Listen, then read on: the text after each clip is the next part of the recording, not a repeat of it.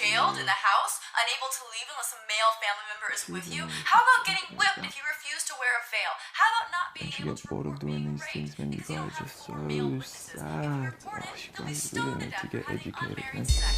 How about the right to vote? Let's see, most Islamic countries are dictatorships or failed states, so you can't vote. Forced marriages, child rape, incest, it just keeps getting worse. Incest.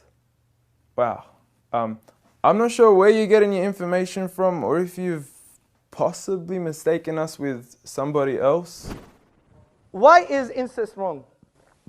It's not clear to me that it's wrong. Okay. It's clear to me. There's an evidence. In all honesty, I'm not here to make a mockery out of you. I'm not here to criticize you. I'm not even here to question your intelligence. All I'm here to do is to give you advice.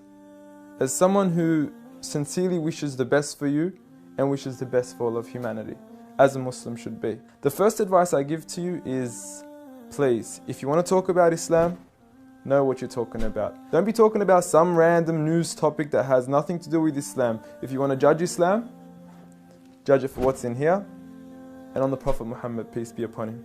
Speaking of the Prophet Muhammad, peace be upon him, I noticed your failed attempt at trying to draw him. I honestly want you to stop wasting your time and rather spend your time wisely in trying to find out who this man is. Find out what made this man the most influential man in the world. Find out what made this man one of the greatest lawgivers, the greatest lawgiver of all time. Find out what made this man the most perfect example to walk the earth.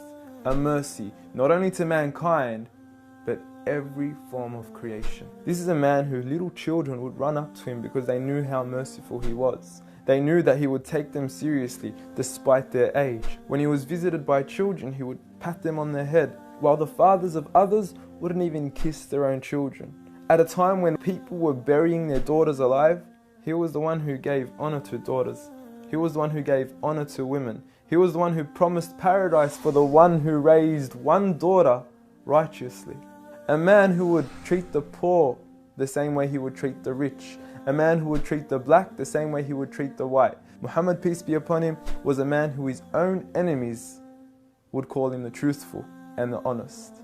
A man, when his enemies would look at him in the eye, they would say, this is not the face of a liar. Even to this day, some of his worst enemies have become the most noble of his supporters after realizing that he was a man of truth. Find out why we love him. Find out why some of the companions were ready to die for him. I don't say this lightly, I mean they actually threw themselves at arrows whenever the enemies would try to assassinate Muhammad, peace be upon him. I ask you to read into the story of a companion by the name of Khubayb, may God be pleased with him, when he was crucified and tortured.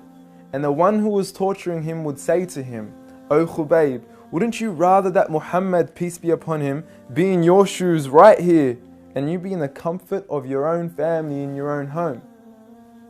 He responded by saying, I would rather be here and die than to see a thorn prick the foot of Muhammad, peace be upon him. I want you to ask yourself, why are there 1.7 billion people today all across the world that are eager to implement the way he lived to the absolute core? From the way we enter the bathroom, to the way we would govern an entire country, to the way we dress, to the way we eat, to the way we even sleep on our right side.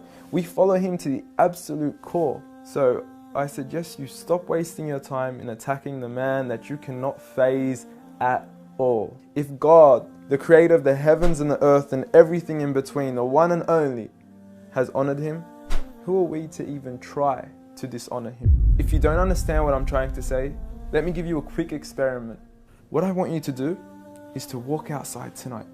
Look at the brightness of the moon and go ahead and spit at it. And see what your spit does to the moon.